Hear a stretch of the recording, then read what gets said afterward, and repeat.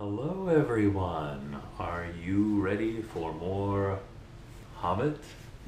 Well, we're more than halfway through now. Y'all are doing a fantastic job listening, and I hope you're enjoying it. And again, thank you to all my Patreon donors that make this extra video possible. If y'all have suggestions for what you'd like to see or hear in the future, let me know, and I will take that under advisement. And of course, my Patreon donors, you get first dibs. But let's begin.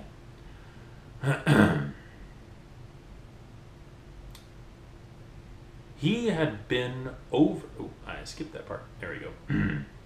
It was a good story, that of yours, said Bjorn, but I like it better still now that I know that it's true. You must forgive me for not taking your word. If you lived near the edge of Mirkwood, you would take the word of no one that you did not know as well of your brother, or better. As it is, I can only say that I have hurried home as fast as I could to see that you are safe, and to offer you any help that I can. I shall think more kindly of dwarves after this. Killed the great goblin! Killed the great goblin! He chuckled fiercely to himself. What did you do with the goblin and the warg? Bilbo said suddenly. Come and see, said Bjorn, and they followed around the house.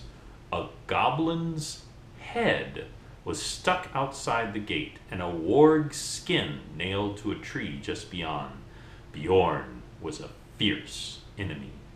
But now he was their friend, and Gandalf thought it was wise to tell him the whole story and the reason for their journey so that they could get the most help that he could offer.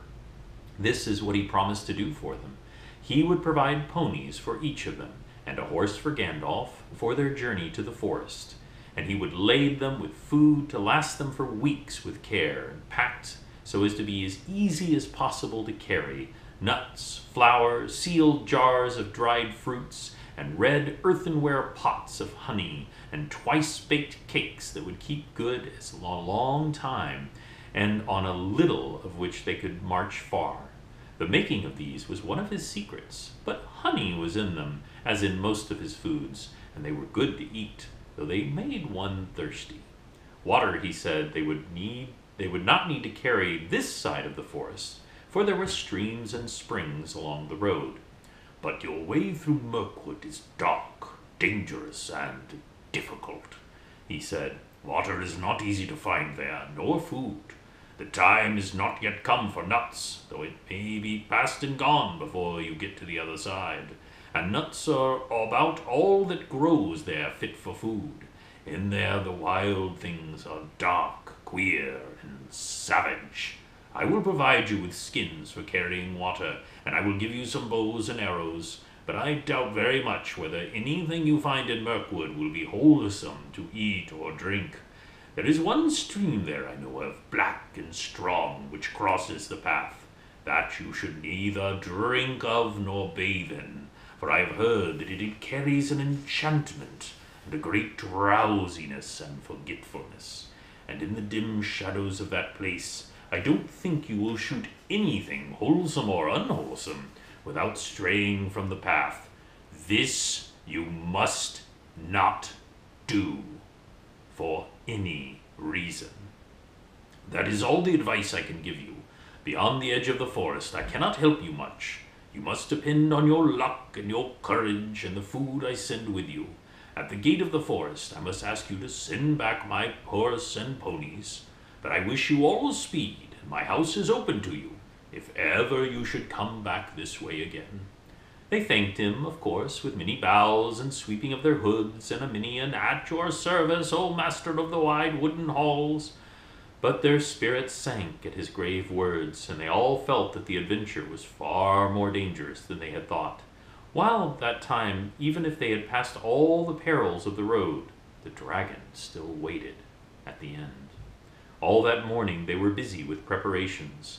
Soon after midday they ate with Bjorn for the last time, and after the meal they mounted the steed he was lending them, and bidding him many farewells, they rode off through the gate at a good pace. As soon as they left his high hedges at the east of the fenced lands, they turned north, and then bore to the northwest.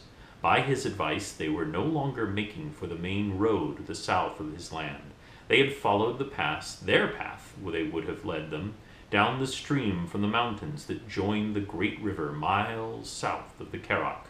At this point there was a deep ford which they might have passed, if they had still had their ponies, and beyond that a track led to the skirts of the wood and the entrance of the old forest road. But Bjorn had warned them that this way was now often used by goblins, and while the forest road itself, he had heard, was overgrown and disused at the eastern end and led to impassable marshes where the paths had long been lost. Its eastern opening had always been far to the south of the lonely mountain, and would have left them still with a long and difficult northward march when they got to the other side. North of the Carrock and the edge of Mirkwood drew closer to the borders of the great river, and through here the mountains drew nearer. Bjorn advised them to take this way, for at a place of a few days' ride due north of the Carrock was the gate of the little-known pathway through the Mirkwood that led almost straight towards the lonely mountain. "The goblins," said Bjorn, "will not dare cross the great river for 100 miles north of the Carrock, nor come near my house. It is well protected at night. But I should ride fast, for if they make their raid soon, they will cross the river to the south and scourge all the edge of the forest soon to cut you off, and wargs run swifter than ponies. Still, if you are safer going north, even though you seem to be going back nearer to their strongholds, for that is what they will least expect, and they will have a longer ride to catch you. Be off now, as quick as you may." That is what they were now riding in silence, galloping whenever the ground was grassy and smooth, with the mountains dark on their left, and in the distance of the line of trees and its tree lines drawing ever closer. The sun had only just turned west when they started, and till evening it lay golden on the land about them.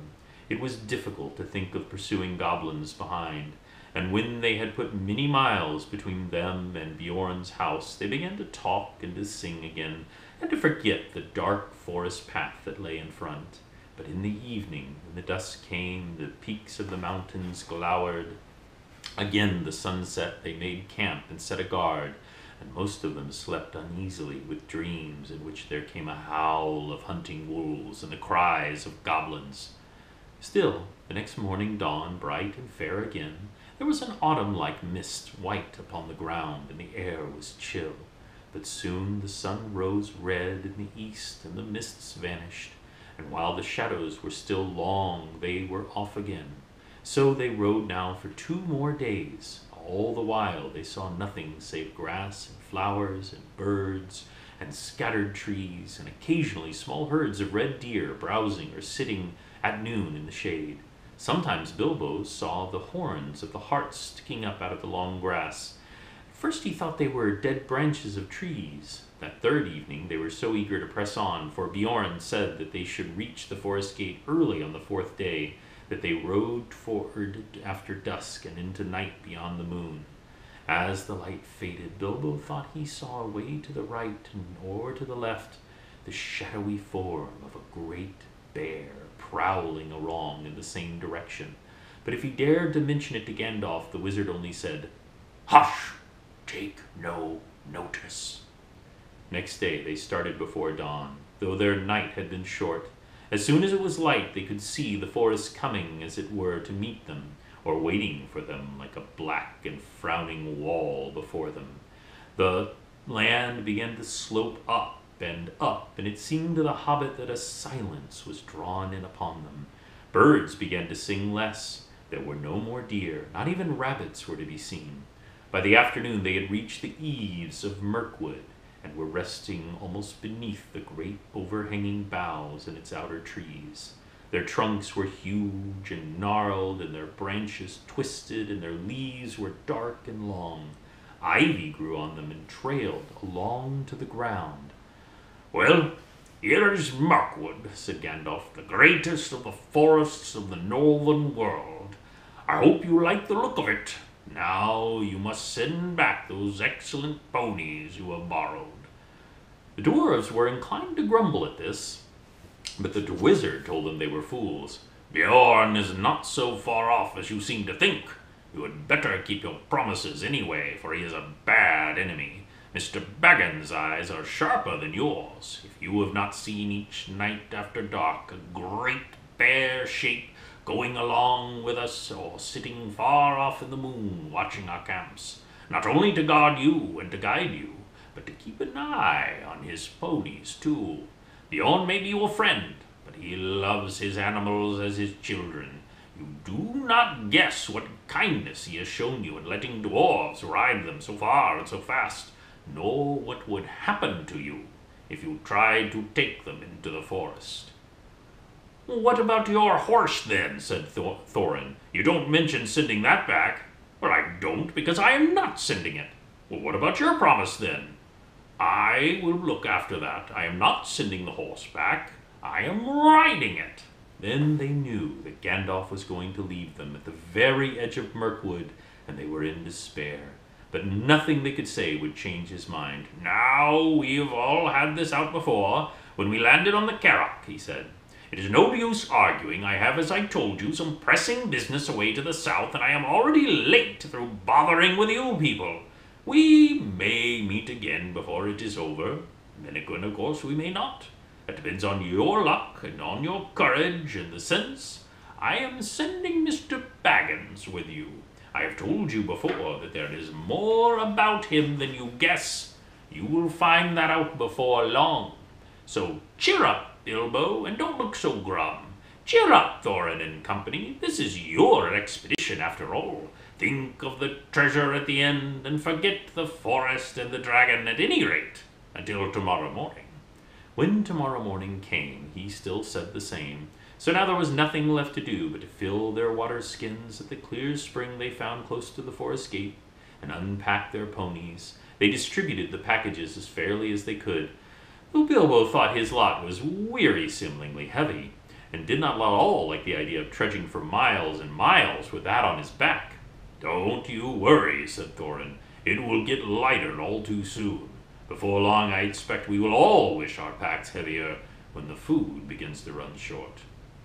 Then at last they said goodbye to their ponies and turned their heads from home. Off they trotted gaily, seemingly very glad to put their tails toward the shadow of Mirkwood. As they went away, Bilbo could have sworn that a thing like a bear left the shadows of the trees and shambled off quickly after them. Now Gandalf too said farewell. Bilbo sat on the ground, feeling very unhappy and wishing he was beside the wizard on his tall horse. He had gone just inside the forest after breakfast, a very poor one, and it seemed as dark in there as morning as at night, and very secret. A sort of watching and waiting feeling, he said to himself.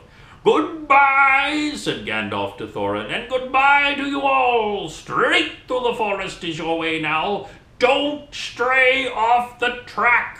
If you do, it is 1,000 to 1 you will ever find your way again, and never get out of Mirkwood, and then I don't suppose I or anyone else will see you again." "Do we really have to go through?" groaned the Hobbit. "Yes, you do," said the wizard. "If you want to get to the other side, you must either go through or give up your quest. And I'm not going to allow you to back out of now, Mr. Baggins. I am ashamed of you for thinking it. You'll have to go look after all these dwarves for me," he laughed. No, said Bilbo. "I didn't mean that. I meant, is there no way round?" "There is, if you care to go 200 miles or so out of your way north and twice that south. You wouldn't get a safe path even then. There are no safe paths in this part of the world. Remember, you are on the edge of the wild now, and in for all sorts of fun wherever you go. Before you could get round Mirkwood in the north, you would be right in the slopes of the Grey Mountains, and they are simply stiff with goblins, hobgoblins, and the orcs of the worst description. Before you could get round to the south, you would get into the land of the necromancer. And even you, Bilbo, won't need me to tell you the tales of that black sorcerer. I don't advise you to go anywhere near the places overlooked by his dark tower. Stick to the forest track, keep your spirits up, hope for the best, and with a tremendous in this slice of luck, you may come out one day to see the long marshes lying below you, and there beyond them, high in the east, the lonely mountain where dear old Smog lives. Though I hope he is not expecting you. Very comforting, to be sure, growled Thorin. Goodbye. If you won't come with us, then you'd better get off without any more talk. Goodbye, then, and really goodbye, said Gandalf, and he turned his horse and rode down into the west. But he could not resist the temptation to have one last word. Before he had passed quite out of hearing, he put his hands to his mouth and called to them. They heard his voice come faintly. Goodbye, be good, take care of yourselves, and don't leave the path. Then he galloped away and soon was lost to sight. Oh, goodbye and go away, muttered the dwarves, all the more angry because they were really filled with dismay at losing him. Now began the most dangerous part of all the journey. They each shouldered the heavy pack and water skin which was their share, and turned from the light that lay on the lands outside, and plunged into the forest. And if you want to hear what happens when they go into Mirkwood, we'll cover that next time. Thank you very much, and I'll talk to you soon.